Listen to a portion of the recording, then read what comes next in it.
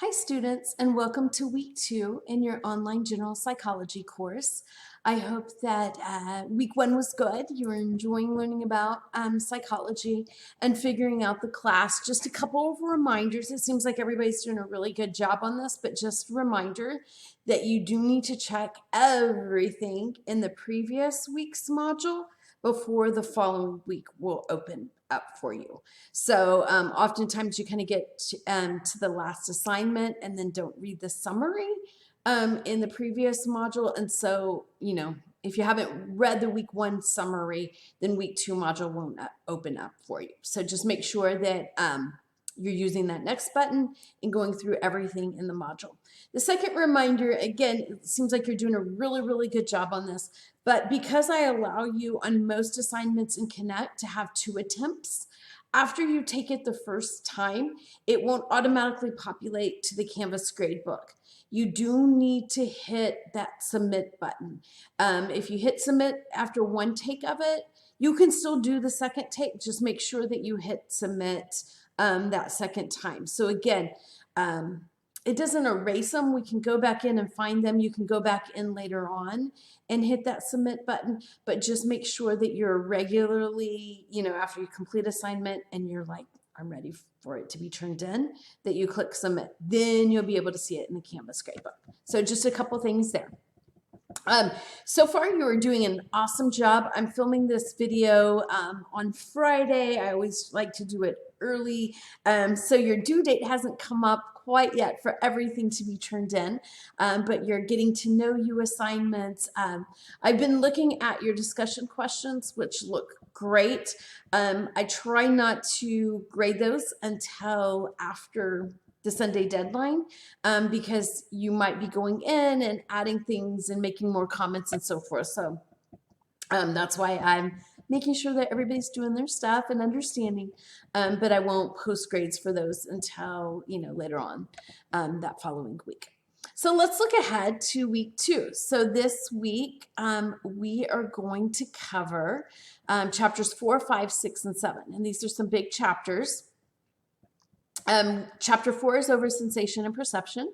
So in this chapter, you will learn how your sensory system, your 5 senses, takes in information, and then how all that information goes to different receptor cells, goes into the brain.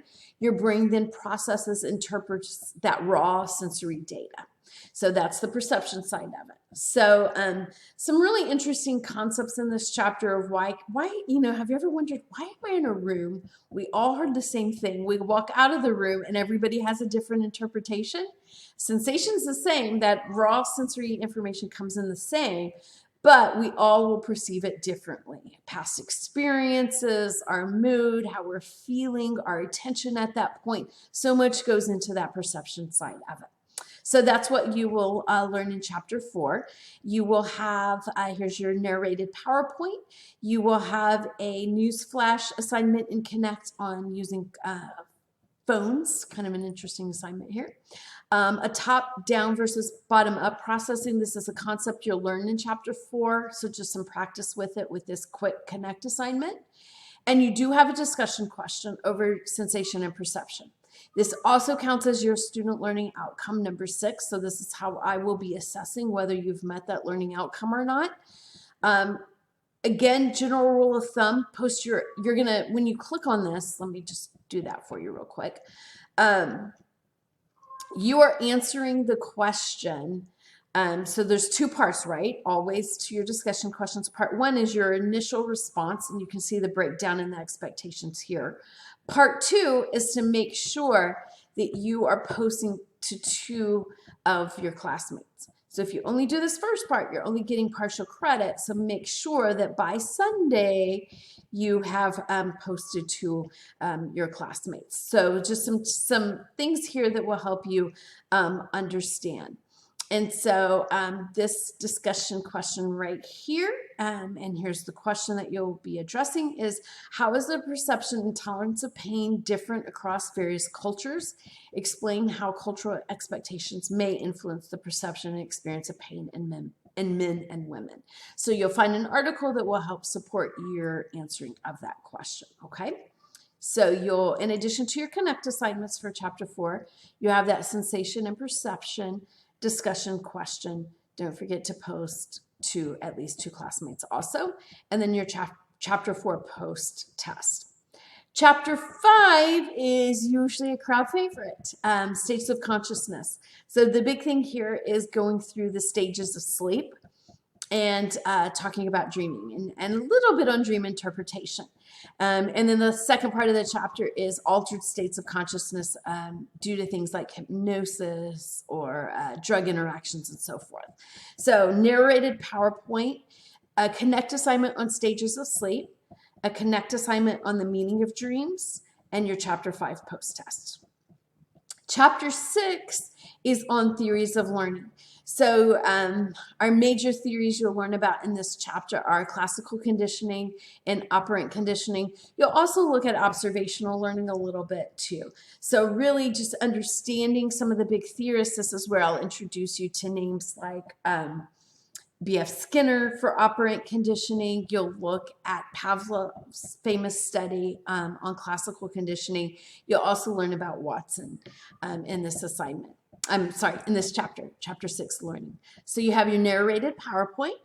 You will have one Connect assignment on schedules of reinforcement and another on shaping.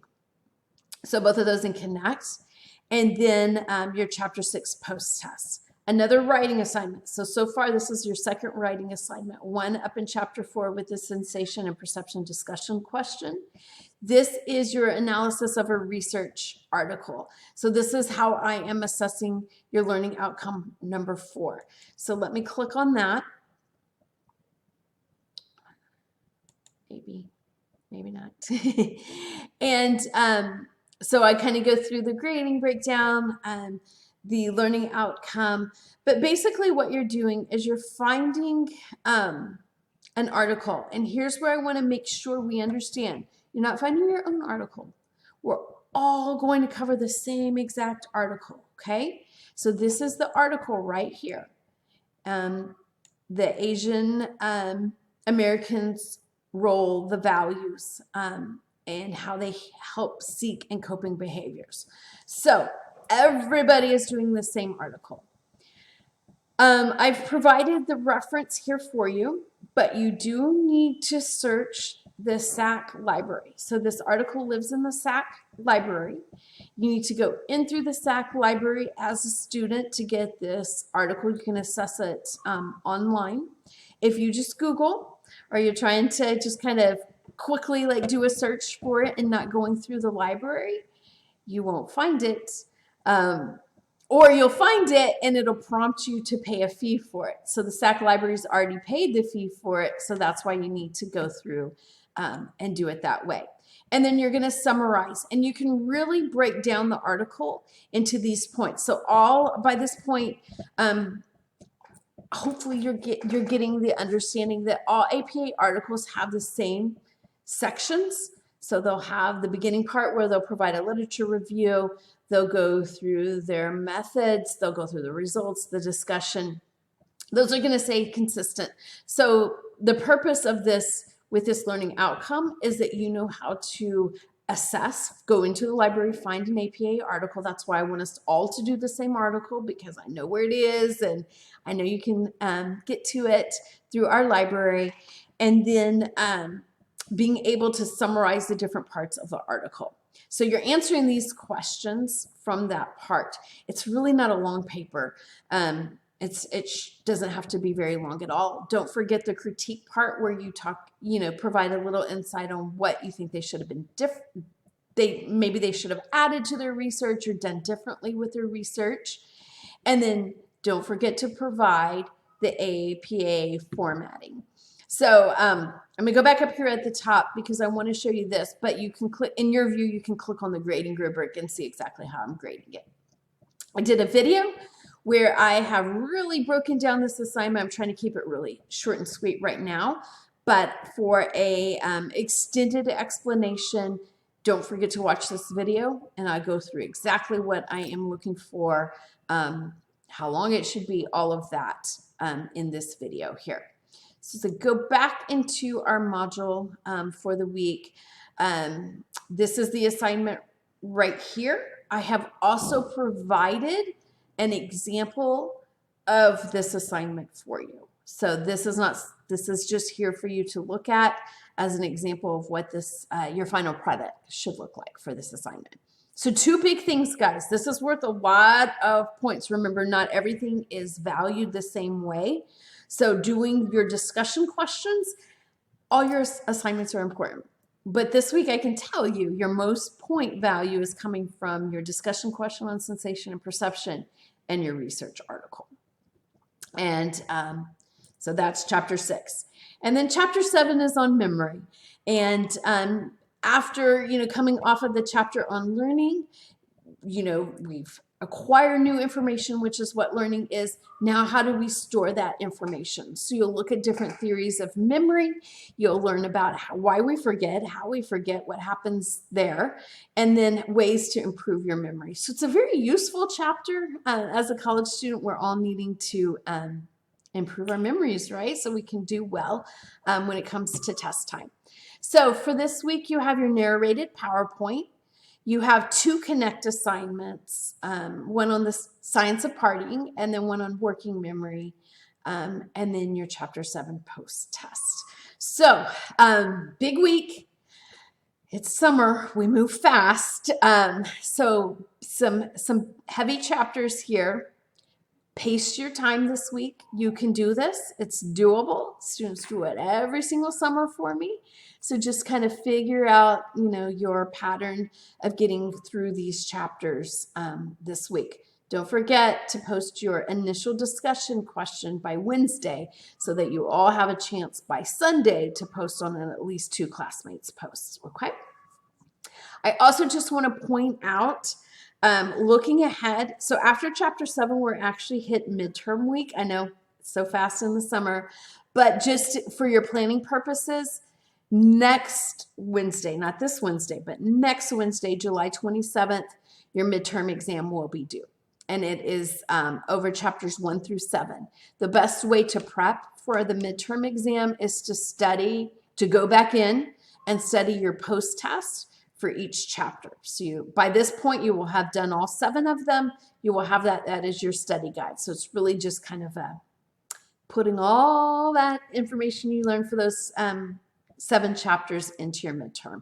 Just want to point out that's going to be due on Wednesday. You'll have a whole other week of assignments for chapters 8, 10, 12, and 13, but just want to get that on your calendar for not this Wednesday, but the following Wednesday, July 27th. As always, please reach out if you have any questions. You're doing a great job. Hang in there. We move fast, but you can do this.